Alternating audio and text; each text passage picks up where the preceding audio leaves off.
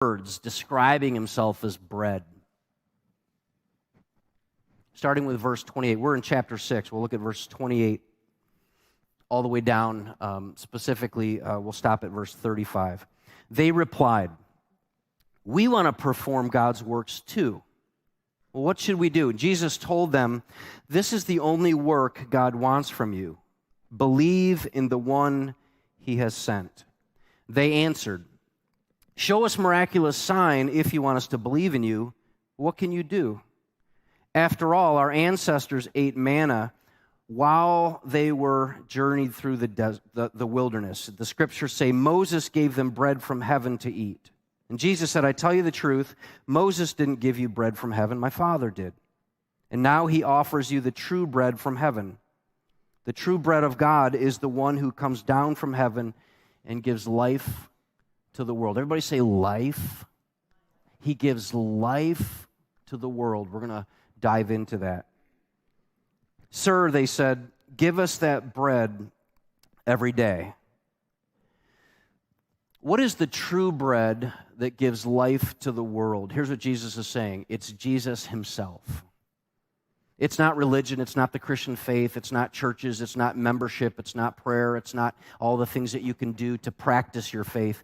The life that came from heaven isn't living a better life as a Christian or to stop living a bad life as a non-believer. The real bread of life that God gives us to understand him, to consume him, to be nourished in him is Jesus himself. And Jesus says, "I am the bread of life." So who does Jesus think he is? Does he really think he's bread? Here's what he says. Jesus replies to them in verse 35, "I am the bread of life. Whoever comes to me will never be hungry again, and whoever believes in me will never be thirsty again." The original hearers of this, here's what they would have been listening and hearing. If they were listening to Jesus, they would have been hearing him talk about two things.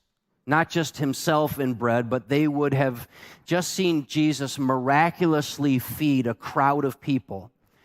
And they were a ravenous crowd, and it was a disruptive crowd, and Jesus had just soothed them by feeding them miraculously with just a few loaves and fishes. But they would have also been thinking about how God had provided manna for the Israelites in the desert. Two things they would have thought of. They just experienced a miracle with a couple of loaves and fishes from Jesus, and then their ancestors experienced a miracle as God fed them in the wilderness with manna that had come miraculously from heaven. But Jesus clarifies this, and I want you to notice this. Jesus makes a specific distinction here that there's two kinds of hunger. There's two kinds of hunger. There's physical hunger and there's spiritual hunger, right? Did you know that there is not just the physical hunger of your body, but there's also a spiritual hunger that we're hardwired with. And number one, here's what we're going to take away here from this passage. There's a deeper appetite in humans. There's a deeper appetite, and it's beyond physical hunger. That means that there is more of our appetite than just feeding our bodies something made of physical bread. The true bread of God is the one who comes down from heaven and he gives life to the world. So there's bread, right, which is manna, feeds the body, but then there is the true bread, true life, which comes from God as well. And this does something different. It doesn't just feed the body, it feeds the soul. So there's this, the Greek words, this is fascinating. The Greek word in the New Testament for life, there's two of them. There's two words for life when the phrase bread of life is used. One is the word bios, right? Can you guess what the word bios means? Physical life. Right? Bios is biology. Bios is really, it just simply means biological life. And then there's another word called zoe. Zoe. And zoe is a word used to describe something called the quality of life. So zoe is a life full of meaning and significance and exhilaration and joy. And when Jesus said, I'm the bread of life, he didn't say, I'm the bread of biological life.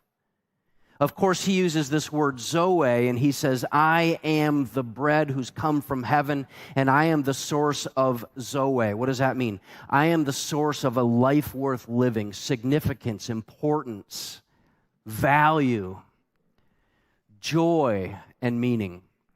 And Zoe is the kind of life that makes life worth living. And Jesus says, don't crave only physical food. There's more. There's not just bios for you to enjoy, right, which is a glimpse of heaven, but there's also Zoe, which brings our souls to life. And Jesus says, don't labor just for the food that you're going to eat. Put the work in and labor to make sure that you're feeding yourself Zoe, that even if that physical bread is provided by God himself, there's still more. So in other words, even though God provided the manna to the Israelites, that wasn't all there was to live by. Man doesn't live on bread alone. There's more to life than that. And instead, God's people are to long for and live for the spiritual bread that comes down from heaven, and it gives quality life, a Zoe life, to the world. And Jesus says, don't get stuck, don't get ensnared only pursuing physical bread to feed your body. Don't crave only physical food. There's more. C.S. Lewis talks about this. C.S. Lewis, a philosopher, author. It's brilliant, right? Here's what he says about our cravings.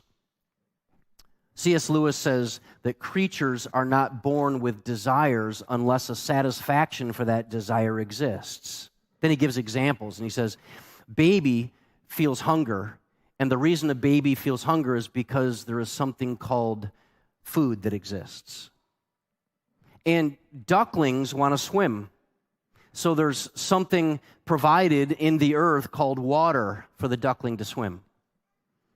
Humans feel sexual desire, and well, there's a thing as sex.